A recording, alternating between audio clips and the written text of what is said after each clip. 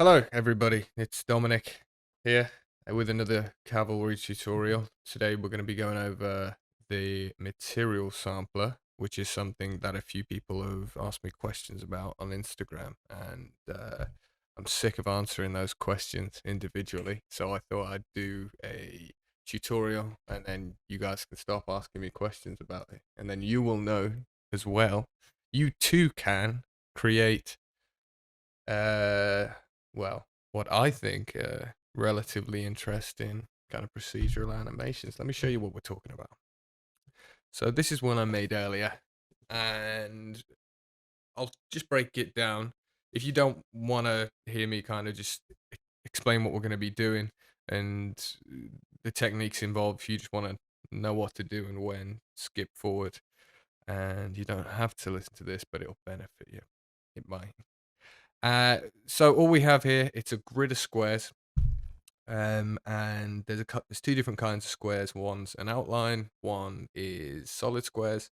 They get mixed together, and their opacity, whether they're turned on or off, their color is all driven by an underlying piece of footage. And then that footage is piped into a material sampler, which samples the material. The material in this case is the video.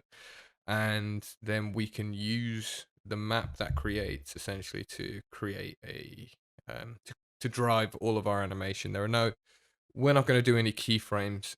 That's a lie. We are going to do two keyframes now because it's easier for us later on. But it's not keyframing. Not that your parents would know. This is rogue keyframing. So hopefully, if you're afraid of keyframing, it won't be too bad because you don't really have to keyframe with Cavalry. That's one of the many benefits of Cavalry. I'm not going to go over how I made it kind of look, this retro-y kind of vibe in After Effects. I go over that in my tutorials. And I apologize if you can hear typing. Ooh, because my microphone setup is subpar and I don't want to spend more money on a microphone. So I've got a bad microphone with its input turned right up. So without further ado, in fact, what we'll do is we will open the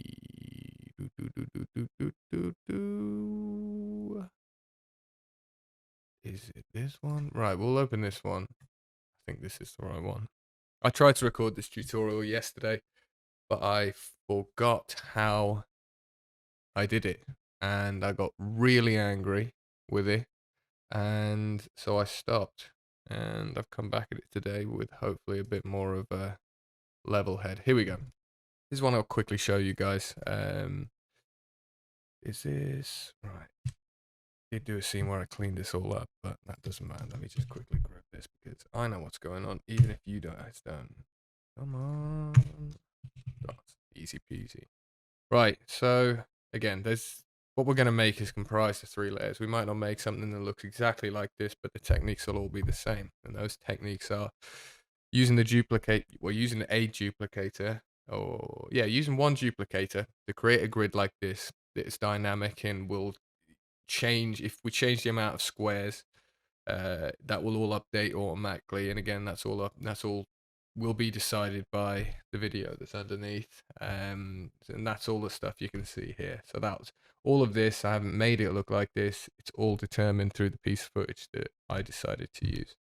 The second bit is this kind of plexusy looking spiderweb effect. And again, all of that is informed by the material sampler that we made to create the initial setup. So we will end up reusing a significant portion of the first thing that we do to inform everything else, so everything can remain connected without us having to do too much work. And I'm a big fan of making your own life easier. And then you've got these little dots, which were a kind of a last minute addition to this. I just felt like it needed a bit more interest. Originally, it was numbers, and we could put anything here. But I've just decided to put little lines, and it actually looks quite good just by itself. So I might render this out just by itself. But again, you get some amazing shapes. with the material sample some really interesting organic kind of shapes. I tend to use footage of medical scans because they have that kind of weird movement. They're a low frame rate and they create just interesting patterns that you don't get if you just, I don't know, filmed your dog. Yeah, outside licking a tree or something. It's not as exciting. So yeah, hopefully by the end of this tutorial, we'll have something, or you'll have something that, if it isn't this exactly, we'll be using the same techniques. And even if you don't make anything along with this, and if you do, I'd love to see. But even if you don't make anything, hopefully I'll have explained why we we use these tools when we did, and some of the reasons why that's a good way to do it, and maybe some alternate ways you could do it as well, if you don't necessarily want to have to do it this way, because it does have its limitations. So let's find, I made a special folder for this. So boom, let's open up a clean scene file.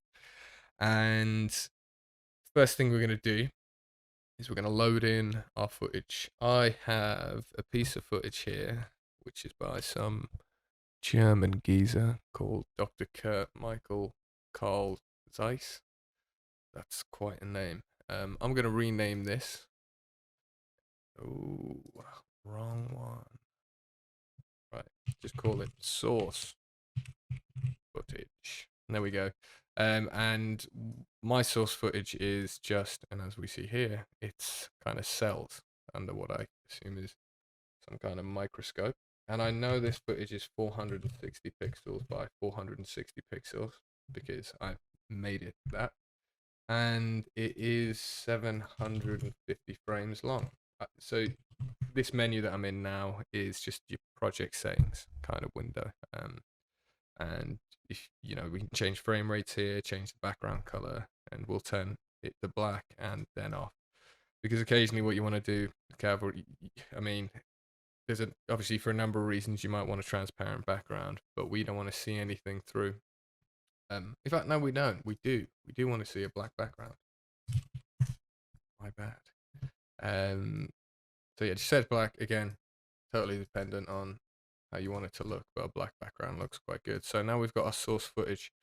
So the first step of making this is our square grid, and to do that, we're going to have to make a square first. So if you hold down the Alt key and left click on this little rectangle here, it's going to drop a little, square in here for you, and that's great, but it's not very interesting. So first thing we're going to do, and I'll explain why, is we're going to group that cube.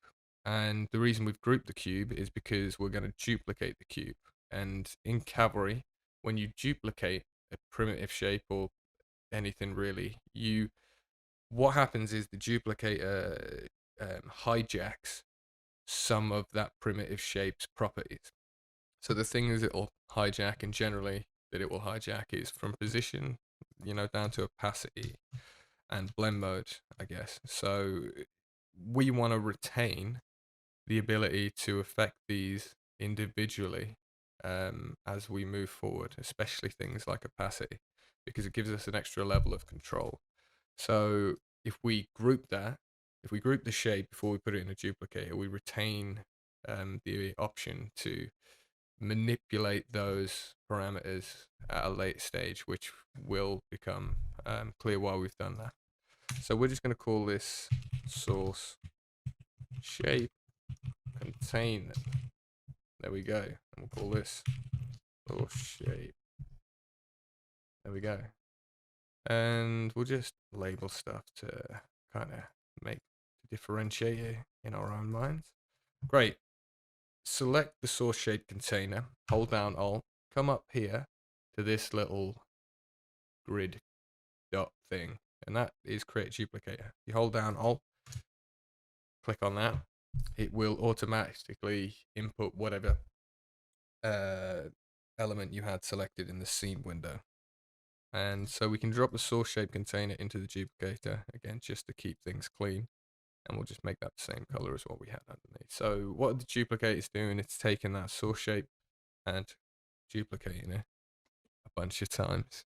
And so what we want to do is create a grid that no matter how many cubes or squares we decide for it to have, it will always it will always touch the edges. So it's kind of going to create this dynamic square grid. And that's how we essentially make the animation later look as though it's flicking between kind of pixelated resolutions. So obviously if it's a 5 by 5 grid, it's going to be super low resolution. But if it's a 200 by 200 grid, we're going to get we're going to get more interesting fine detail in there, but still have it look pixelated and kind of, that old school medical scanner CRT feel to it, which is something um, that I like doing.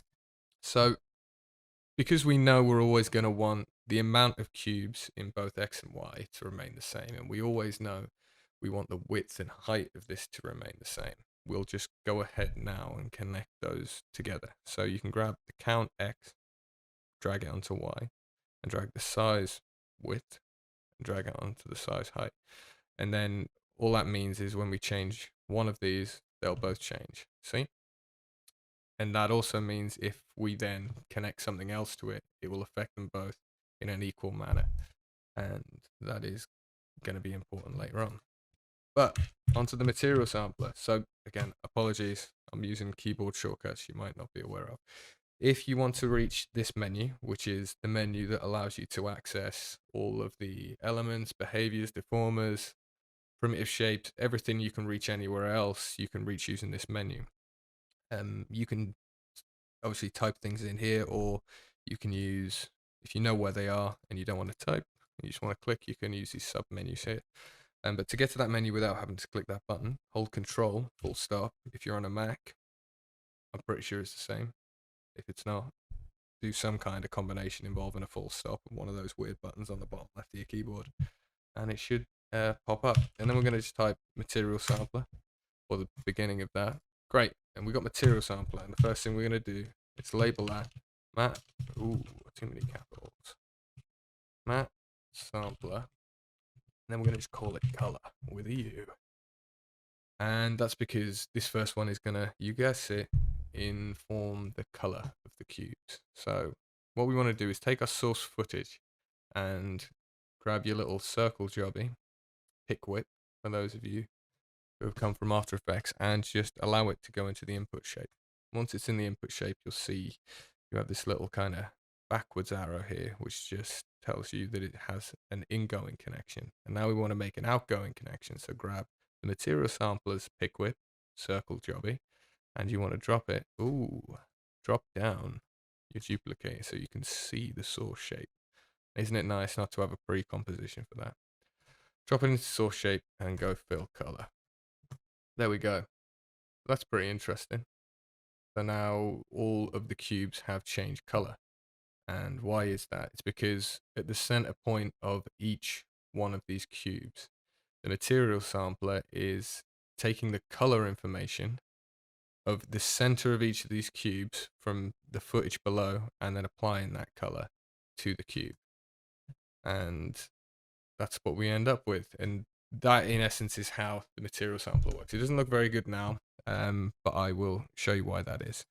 So now we're going to want to make the grid of squares even, so we have squares not overlapping at the moment. You can see squares are overlapping. It's because they're super big, and we don't want them to be 100 by 100 at the moment, so we'll just make them 10 by 10. Again, we know we always want the width of the source shape to be the same as the height, so go ahead and just connect those two things, make it 10, and now you can see they're taking the color of the pixel beneath. Great. And then we want to go into the duplicator, and we want to put it on a different size mode. At the moment, it's essentially saying, well, we've got 200 in the width, and we're going to fit 5 into that width. We don't want to do that. We want to go step and say we want 1 to occur every X amount of space.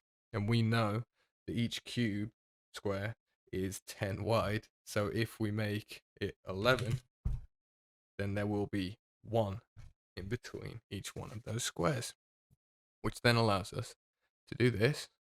And look at that. Now you can kind of see where the kind of how the base of this works. And we can turn off the source footage now. And look what we end up with. We end up with a pixelated grid of cubes that looks something like the source footage underneath. But now what we can do is manipulate these individual shapes however we want. We can change the size, we can change the opacity, we can change the color, we can change everything about these shapes. Again, each one of these shapes that you see has 4 vertices. So we can deform each individual one of these cubes individually if we wanted to now. So now we've got a really interesting kind of an amount of possibilities we could go down. So if you wanted to do your own thing from here, and all you needed to know was how the material sampler worked, then do that. But now what we want to do is make this grid kind of dynamic. So if we only wanted a 5x5 grid, it'll always stay the height and width of the composition. So how do we do that? We're going to have to use math. Dun, dun, dun. But it's not scary if I can work it out and you guys can work it out. Even if I did forget yesterday how I've done it in previous sessions. Hang on, just let me have a drink of this rhubarb water. Oh,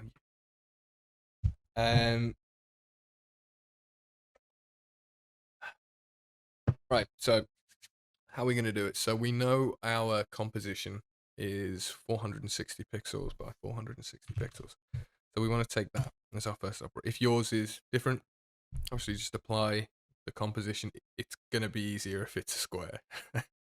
I'm not going to work out how to do a rectangle right now. And then we want to divide the composition, width and height, by the number of squares that we have. So let's call it 50. And now the machine is telling us that we need our squares to each be 9.2 if we want to fit 50 of them into our grid at any given time. So let's go to our source shape, take the result of that math node and pop it in to the size. Let's just rename the math node resize source shape. I know I'm like being a nerd labeling things, but it will help later because I will forget what's going on. The second math node that we're going to use is going to determine the gap between each of those shapes, because at the moment it's not giving us a gap between the shapes. It's allowing for 50, but they'll all be touching. It's divided 460 by 50, and it's not giving us any in-between room to see between these squares. So what we need to do is create a gap. So let's call this gap calculation. Using that term very loosely because we're essentially going to add 1. So we are going to pipe the result of the first math node into the first operation, and then we're going to just add 1 or however many you want to add on. If you want bigger gaps, add more. And then we're going to take this result and add it to the size. And that's pretty cool because now it's informed our grid of what to do. But that hasn't, the only thing that now is not connected is the amount of cubes that we need. And we determine that here in this second part of the resize source shape. So what we want to do is take the number of the resize source shape and pop it into the X of the count, which should be connected to the Y. And look, there you go. So now what should happen if we have 50 here, if we change this to 5, it should dynamically change. Look at that. I am amazing. Oh, 200. Didn't take too long to work that out either. Look at that. Very good. Very good. Sorry, I had a logistical problem. Dogs coming into the room, sniffing me and things. Where were we? Great. So now we've got a dynamic grid. What we're gonna do something now. We're gonna add 2 keyframes in, but it's just to hopefully make everyone's lives easier later on down the line. And what we're gonna do is we're gonna just try and get a minimum maximum for the amount of cubes. So there's never a point, if we want to do this later, that there's a danger we can go to a crazy amount of shapes. because there's always a danger you actually accidentally can add an extra 0 onto 200 and it will probably crash just because of the sheer amount of shapes it's trying to generate. So the way we're going to do that is we're going to add 5 into that operation. We're going to make a keyframe. And it doesn't matter when we do this. And then we're going to, so let's say the top end will be 200. That's the maximum amount of cubes we kind of want to see. So we'll just make another keyframe with 200. And then we're going to go control full stop. And we're going to add something called an animation control. Happy days. Now what this animation control is going to allow us to do is create a slider between 0 and 100%. But essentially that will be going from 5 cubes to 200 cubes. And it means we'll no longer look at the resize source shape node. We will only be using and controlling all of that using this one slider. And it'll keep it nice and clean. So we'll call this cube grid resolution. There we go. Make this purple, the math purple, gold. Great. So how do we do that? So we need to first of all find our keyframes, which is denoted by this little circle on that layer. And we want to grab cube grid resolution, or I believe you can grab it here, and just drop it onto the text there. And you'll see that the keyframe indicator has turned into a hyphen or a dash. And that just means that those keyframes no longer do anything. They are not connected in any meaningful way to the scene. But now if we do this slider, it is. Isn't that cool? Nice. So, but we don't want to always have that in our attribute editor. So one of the things they've added now, which is great for a variety of reasons, if you're wanting to do live interactive displays, if you're a VJ, want to mess about with some real-time stuff and show it off live to clients and things like that without the kind of rigmarole of having to trawl through a scene to find certain parameters. They've added this control center here, which you have to add. Go in window, control center, it'll pop up and you can dock it, wherever you like. But if you right click on any parameter, you'll see add to control center. You can add it there, and then we can clear off that, and now we can control the resolution of our grid with one number. Easy peasy. So that's pretty cool, I think. So what's the next thing? The next thing is let's create a bit of variety in this grid. Or maybe we'll add some color, because I said that's what we were going to do. So the way that we do that is we have to change the source footage, because the material sampler is looking at the source footage to tell us what color they need to be. And at the moment, this source footage is completely black and white.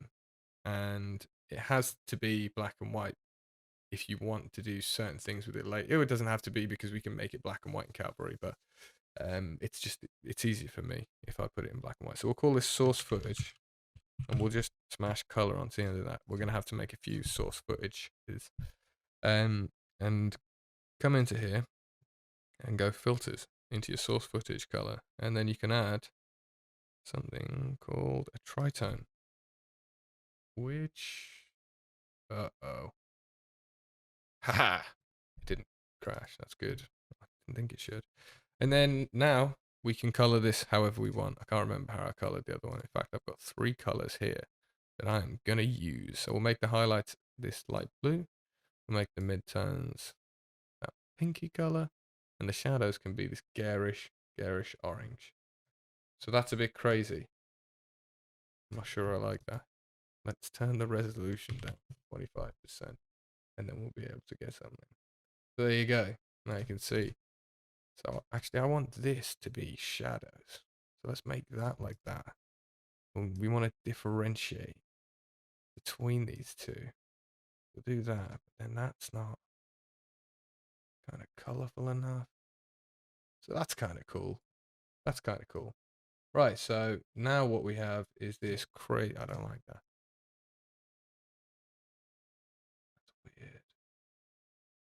Okay, let's just do that. Now we have this grid of squares that's doing its own kind of thing. Okay, so that's one thing. But now we want to create a bit of variation in the general, you know, the way this looks. Because at the moment it's just a grid of squares. It doesn't do a whole lot. So the first and easiest thing to do is to add some definition into the opacity of the shape. And that's coming back to why we put it into its own container. So we can come into the opacity of the source shape. If you scroll down to this add behavior menu, it'll bring up a list of things you can drop in. And we're going to want to slap in a noise. And what a noise is going to do is create an animated value from whatever we set. As you can see here, at the moment, the values that it can pick from are -10, which we don't want because there can be no value lower than 0 for opacity because you can't be any more invisible than completely see-through. And the top value can only be 100% because we're working with a percentage. So there we go. So now we've added, a bit of variation in there. And there's a couple of different things you can do here. What I tend to do with the noise is you don't have to loop it for this because everything moves too quick anyway.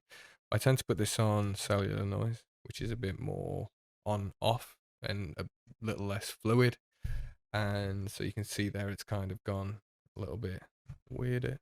We'll just turn that down a bit. Maybe we'll get some. You can see there they're kind of flicking from one state to the other as opposed to gently shifting through opacity states.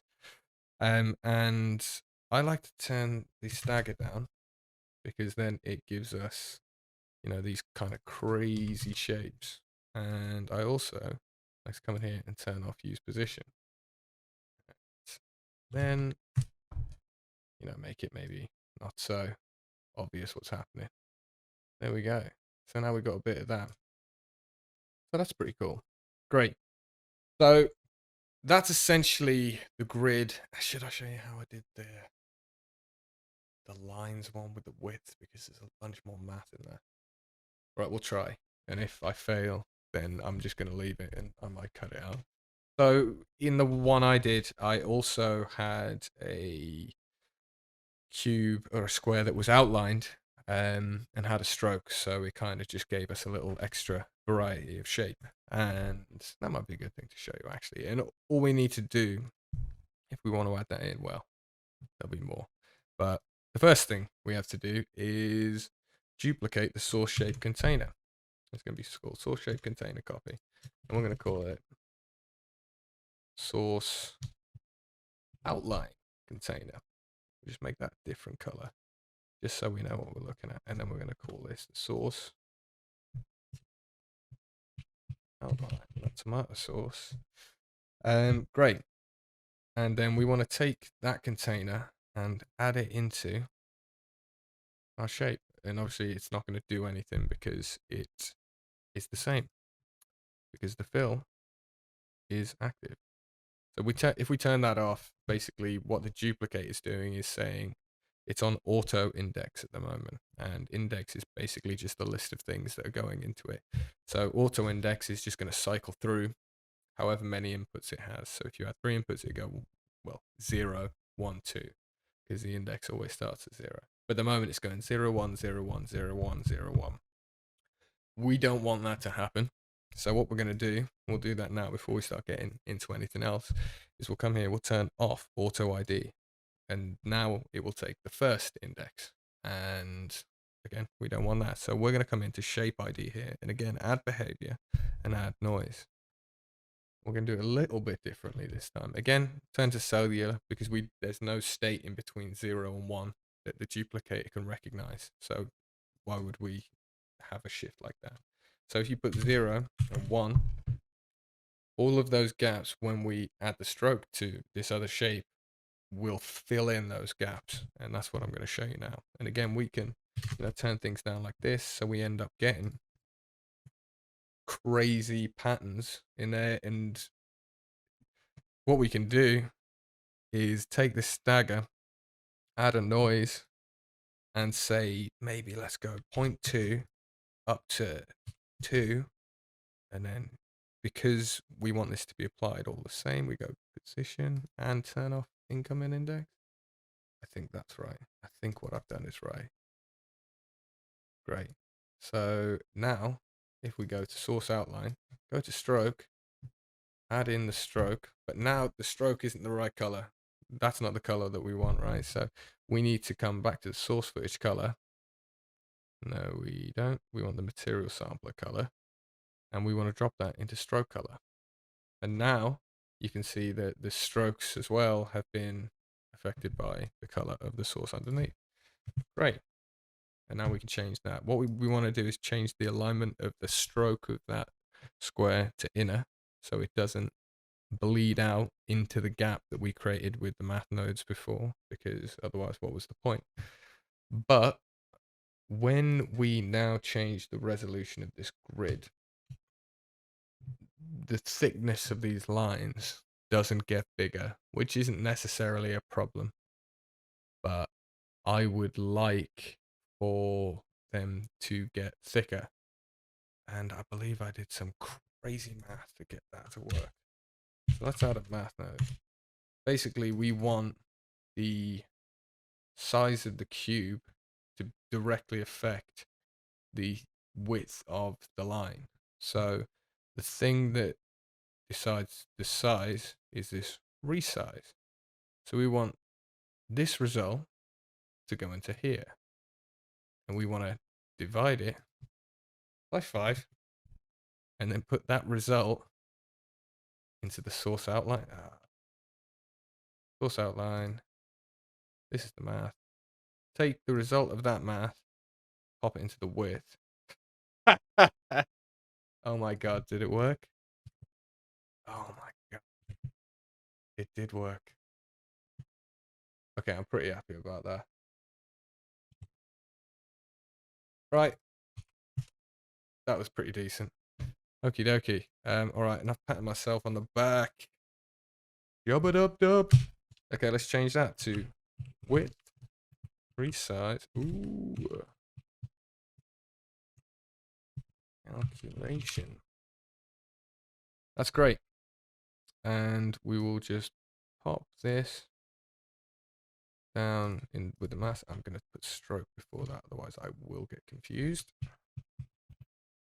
Cavaly has a wonderful tagging system, which I don't want to really have to get into for this video because it warrants its own thing. If that's something you'd be interested in learning about, let me know. It's something that I can't imagine too many people have made use of, but it is in a couple of the more complicated projects that I've done that, you know, had lots of text, had lots of lines, had lots of other elements that were, you know, could be separated.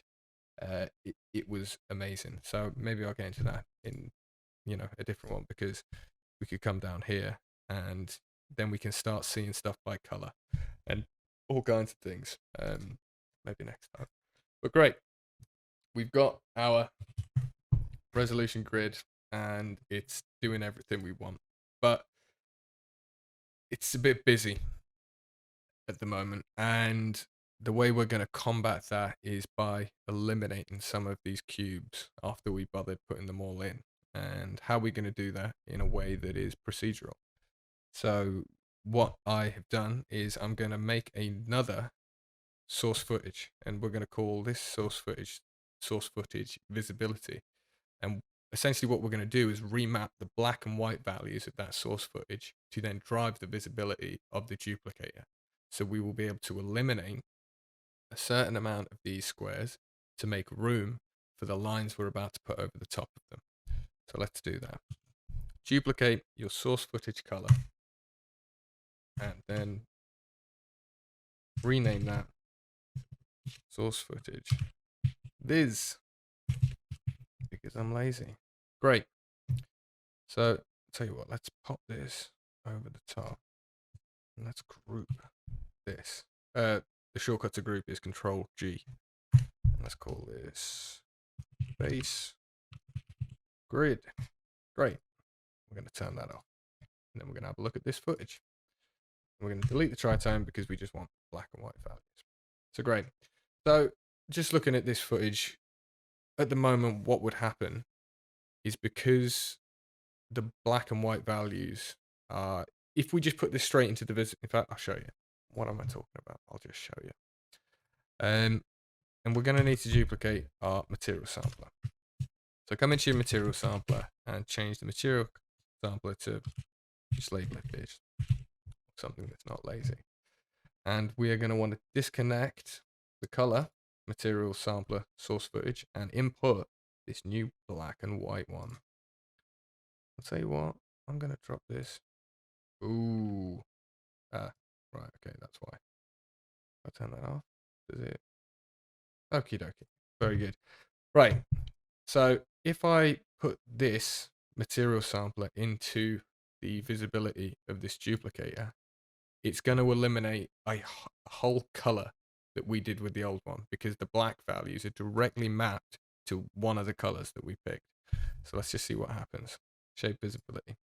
Let's turn it off there. So as you can see, essentially what it's done is eliminated the orange, the pink. It's completely eliminated the pink because it's in the same place as the black.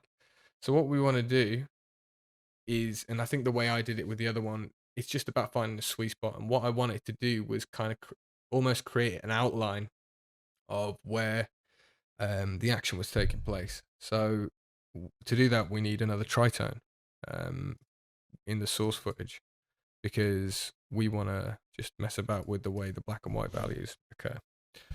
So if we go to tritone, come in here and just go white, go gray, and go black for now because that's kind of what it is underneath. But maybe we want to do this the other way around. So now we're kind of getting closer because we wanted those outlines, right? So if we go black with that, we're going to see even less. Pretty good, pretty good. But we just kind of want to get a sense of, let's keep some of those shadows, but not all of them.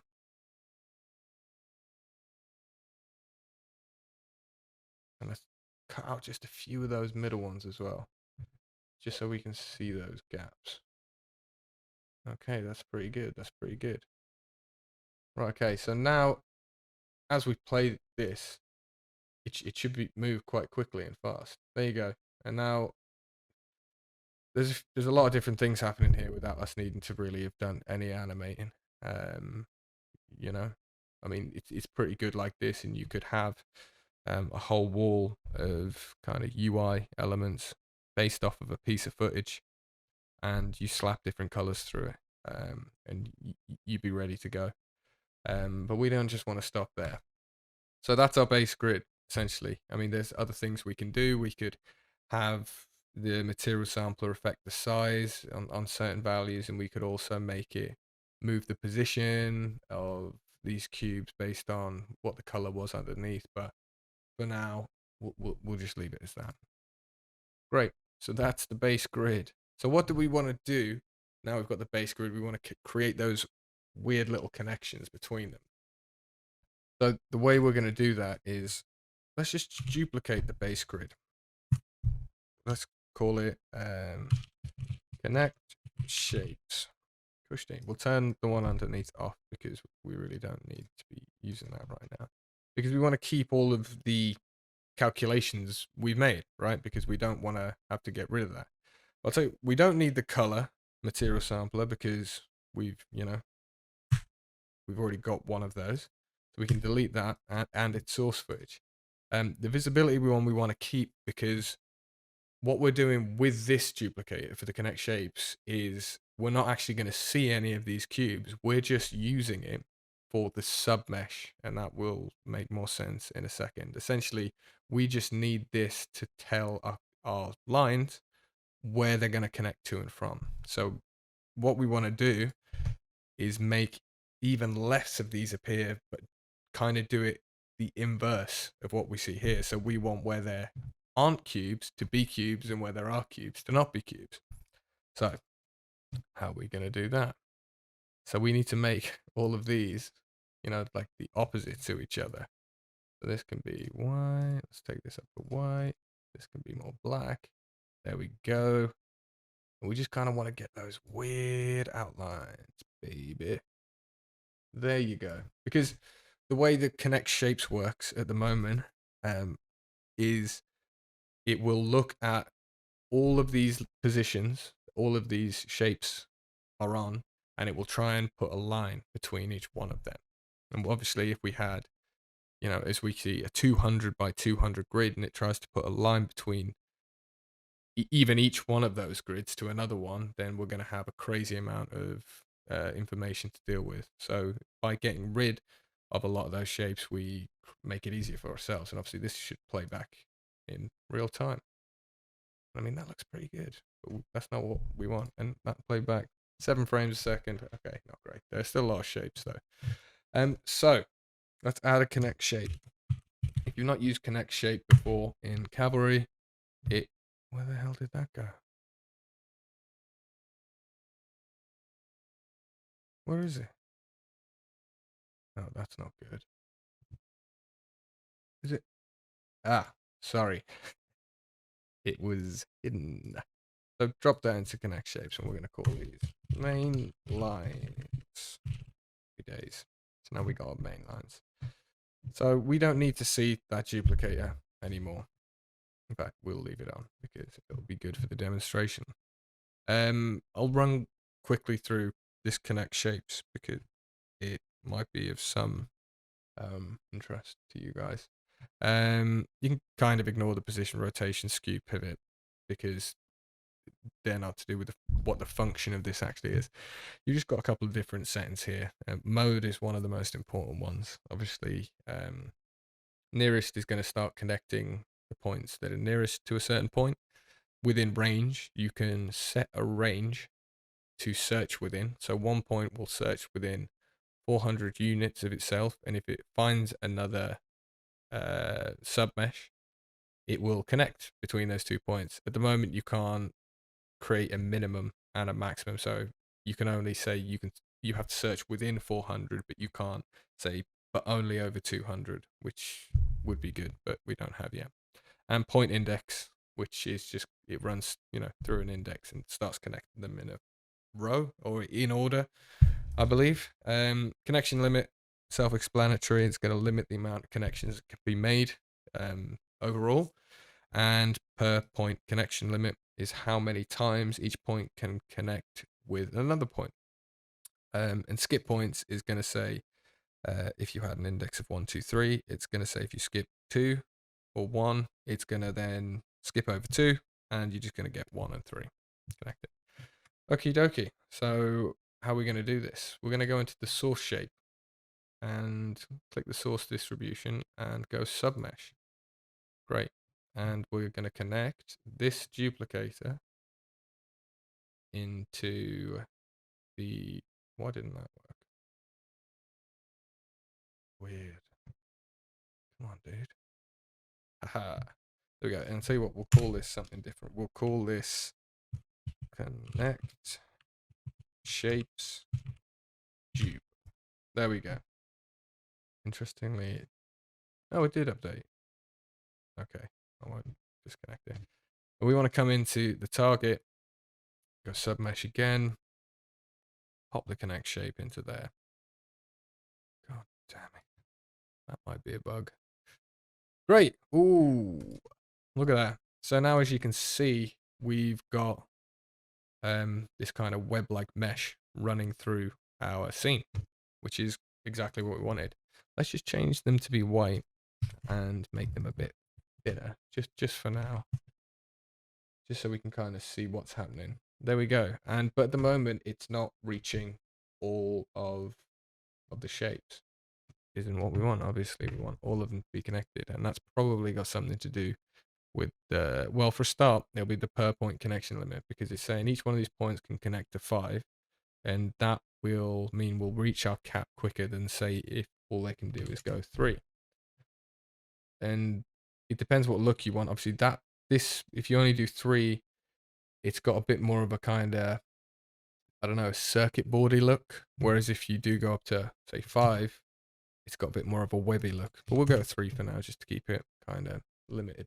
But obviously you can see up here, we're still not reaching it. And depending on how much your machine can take, you know, you can ramp these numbers up. If I go at 5,000, all I'm doing, that's obviously way too much for the grid's resolution at the moment. But should I turn this grid resolution up to say 75%, there's going to be a shitload more cubes. Is it not gonna, oh, is that not connected to that? Should be. Huh.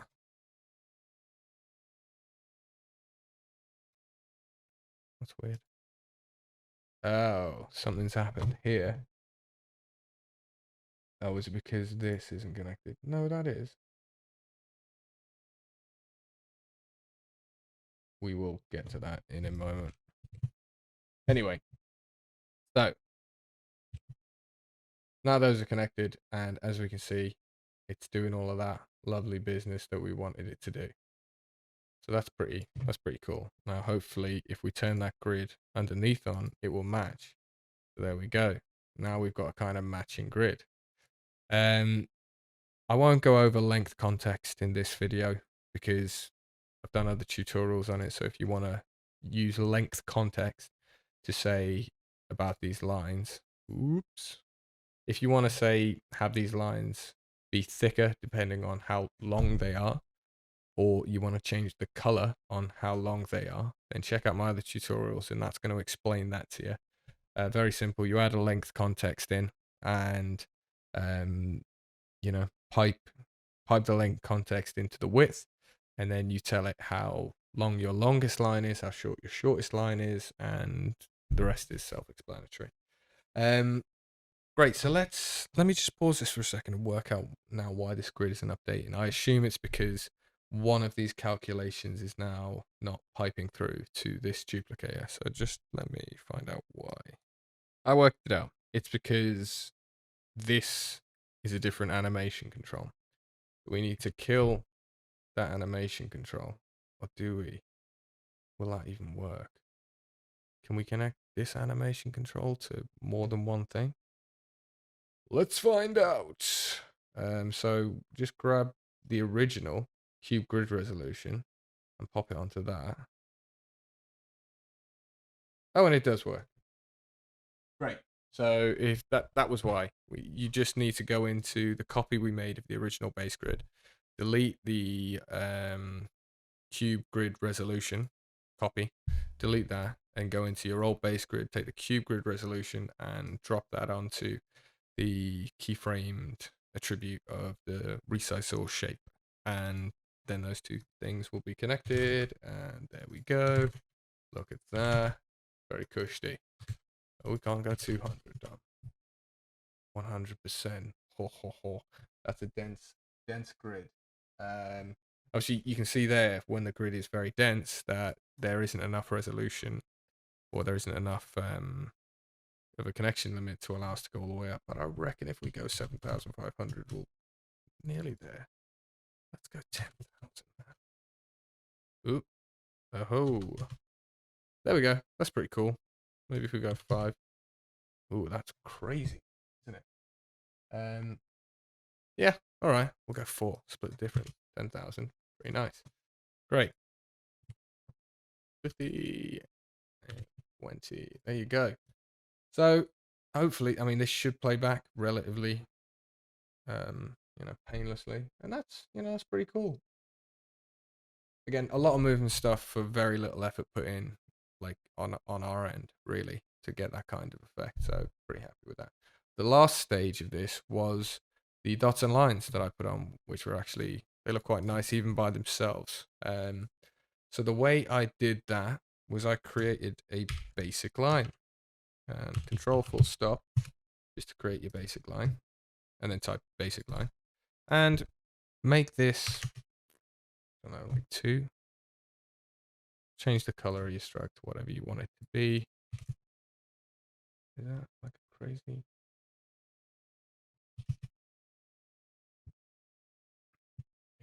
There you go. In fact, what I did was make sure that was always like 3/4 of the size of the cube. So if you want to do that, create another mask node, call it line resize. Might as well keep all of this dynamic. And basically, we need to find out, the size of the cube. So take the width of the size of the cube and put that into the first part of the math, and then you want to divide by 2. It's going to give us that number, and then we're going to pop that in to the length of the line. And now, as the size of the cube increases or decreases, that line will always stay the same ratio of size to the cube. So hopefully if I do this, that line's, yeah, it's going to get longer. Right, happy days. So let's add this line into a duplicator. Let's do that. So hold down Alt, pop that into a duplicator, and it's going to give us the duplicate with the lines. And then drop the basic line into the duplicator and drop the line resize into the basic line just to keep stuff clean. Now we don't want a grid of these lines. We want the lines to be duplicated onto the connect shapes. So the way we're going to do that is we're going to change its distribution mode, and we're going to come down. I tried shape points for this, but it didn't work as well as shape edges. So click shape edges and they'll all disappear because it needs an input. So go into connect shapes, take your main lines, go into distribution shape. There we go. And now look, on all of the edges of those lines, can you change how many divisions there are? No. Okay, never mind. Now it's added a wee little line, and basically now what we can see is that the lines are too thick because they're everywhere. So we want to come into the basic line, go into stroke property, and maybe go 0.5 or 1. There we go. The white's a bit garish, or it's kind of popping through. So let's change that. Let's use something we haven't used in this tutorial. Right click on stroke color, come down to add array, color array. Color array is going to allow us to affect the color of each one of these lines on an individual basis. So very nice. So what we'll do is we'll pick the colors from this tritone, and we'll just copy and paste these values in, did that work? Yeah, into these. And now we're going to see a parity between those two things. And at the moment, it's just it's cycling through the index. So it's going pink, brown, teal, whatever you want to call that. We don't want to do that. Let's make it crazy. Turn off auto index, go to add behavior, and add lovely noise. Come into the noise, put the minimum to 0 and the maximum to 2, because we have 0, 1, 2. So that's how many we want to do. And you can leave that all as is. And now all it means is they're not going to remain the same color. They will shift and change as well. So what are we left with? What we're left with is, again, three sections. Our base grid, the connect shapes that, adds a little healthiness over the top, and then the lines in between. And unfortunately, this is all in quite small resolution at the moment. So if we want to output this at the resolution that it is and then mess around with it in After Effects, that's going to be a problem because we just don't have the resolution to be able to zoom in on this, use it in 2.5D. What Cavaly allows us to do is alter that because it's all vector shapes. So we can infinitely upscale this to whatever we want. So we can come into our render manager, add the current composition, which I lazily didn't name. We can call this whatever we want. Blah, blah, blah. And we can change the resolution scale. So at the moment, you can see it's 460 by 460, but say we want to make it 4K. Let's just times that by 1,000, and we have 4K output with no loss of detail. And that's going to be great. And that's what I did for the video at the start. I just kind of exported it. I can't remember. I think it was about 500%. Got me a kind of like 2K-ish render out. I then popped that into After Effects, added a bunch of different effects, and that's how you kind of get that extra sauce at the end. But great. Thanks for watching, guys. I apologize if this has been long, but again, I will say check out all of the scene group tutorials for a much more comprehensive explanation of these tools. They've got tutorials, but I cannot stress enough how useful it is to read the documentation, even if it's not complete yet. It can really be enlightening. Just understanding the workflows that you're meant to use, because it's very different to the way you work in After Effects or kind of other programs. So it's nice to be able to hear from the guys who made it exactly how some of this stuff was intended to be used, and then you can repurpose it to whatever you're planning on making.